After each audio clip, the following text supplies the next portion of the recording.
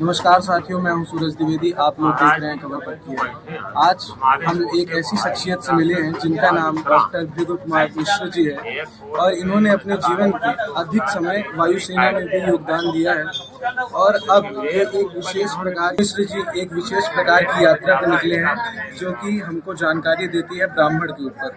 तो इनसे अभी मेरी मुलाकात हुई और उन्होंने मुझे 108 नंबर का अर्थ बताया। चलिए समझते हैं इन्हीं के मुखार बिंदु से। रहिए वस्तुतः हम सनातनियों का परंपरागत से यह दुर्भाग्य रहा है कि हमें ज्ञान नहीं मिला। हमारे पूर्वजों ने जो जो ऋषि ज्ञान दिया उसमें अंकों का बड़ा महत्व रहा है। अगर अंक देखें, गोस्वामी तुलसीदास जी के भाषा में कहें तो 108 की व्याख्या श्रृंगवेरपुर ही है। श्रृंगवेरपुर में ही वह चौपाई बताती है कि 108 क्या है। उभय बीच सिय सोहहि ऐसे, ब्रह्म जीव बीच माया जैसे। ब्रह्म क्या है? ब्रह्म अकेला है, एक है। जो एक अंक है वो ब्रह्म का प्रतीक है। 8 अंक जीव का प्रतीक है, 0 है माया का प्रतीक। तो जब भगवान राम वन के लिए निकलते हैं, आगे राम है, बीच में सीता है, पीछे लक्ष्मण है। बार बार जीव ब्रह्म से मिलना चाहता है। ये जीव की चूंकि ब्रह्म का अंश है वो, लेकिन वो मिल नहीं पा रहा है क्योंकि माया हमारे लिए भरमाती माया जगत है। आदि शंकराचार्य ने कहा था ब्रह्म सत्यम जगन मिथ्या। अद्वैत दर्शन में, अद्वैत दर्शन का जब रामानुजाचार्य ने विशिष्टाद्वैत दर्शन लाए, जिसके आधार पर रामचरितमानस की रचना हुई है, विशिष्टाद्वैत दर्शन में है, वहां पर जगत के साथ साथ माया का भी उन्होंने और जीव का भी महत्व बताया है। शंकराचार्य जी ने इसको बताया आभासी है, माया और जीव आभासी है, ब्रह्म ही सत्य है। किसी की आज तक औकात नहीं जो ब्रह्म को सत्य के अलावा बता सके। लेकिन उन्होंने कहा कि ब्रह्म को जानने वाला, बताने वाला तो कोई चाहिए। ब्रह्म बताने वाला 2 ही है, बचता है माया और जीव। तो वही व्याख्या श्रृंगवेरपुर की धरती देती है कि किस तरह जब वो वनवासी रूप धारण करते हैं, राम आगे चलते हैं, ब्रह्म आगे चलता है, माँ सीता माया के रूप में है, जो जगत जननी है। वो संसार जितना वैभव है, जितना सुख समृद्धियां है, वो माया में आती है।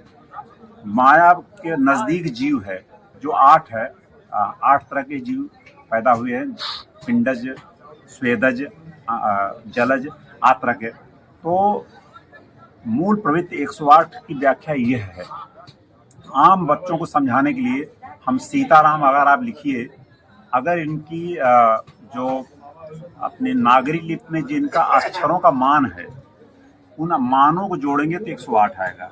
जैसे अगर कोई इस्लामी बच्चा होगा, अगर उससे पूछो कि 786 का क्या अर्थ होगा, 786 का, तो सीधे बताएगा बिस्मिल्लाहिर्रहमानिर्रहीम। तो बिस्मिल्लाहिर्रहमानिर्रहीम को जब आप जोड़ेंगे अरबी भाषा में एक अक्षरों का मान, 100 मानों को जोड़ के 786 बता दे, उसको पता है। हम लोग जो है 108 की व्याख्या नहीं कर पाते। नवग्रह हमारे बताते हैं कि 1 0 और 8 जोड़ दो कि 9 होगा। 1 और 9 ही ऐसी अंक, 1 और 8 ऐसे अंक हैं जो सदा ही हमारे 9 तक ले आते हैं। कहीं भी जाइए, ब्रह्मा विष्णु महेश कहीं भी जाइए, यह 9 ही हमेशा कटने वाला है। और 1 से 9 ही मुख्य, 0 से 9 कभी 10 अंक नहीं होता है। अगर आप अंकों की ज्ञान करें तो 0 से 1 ले 9 तक ही होता है। इस तरह से मैं श्रृंगवेरपुर की धराधाम पर जो 108 की व्याख्या हो सकती है, उभय बीच सिय सोहहि ऐसे, ब्रह्म जीव बीच, उभय बीच सिय सोहहि ऐसे, ब्रह्म जीव बीच माया जैसे। रामचरितमानस में जब अयोध्या कांड से यहाँ पर शुरुआत होती है, वनगमन, उस समय में इस 108 की व्याख्या है। चाहे 108 माला हो, माला में तो हमें केवल माला से जपने का भाव यही है कि आप समझिए ब्रह्म को भी, जीव को भी समझिए और माया को समझिए। आप लोग, आम आदमी क्या सोचता है कि माला जप रहा हूँ कि ब्रह्म को समझना। ना ना ना ना, ब्रह्म समझना ही माला का काम नहीं है।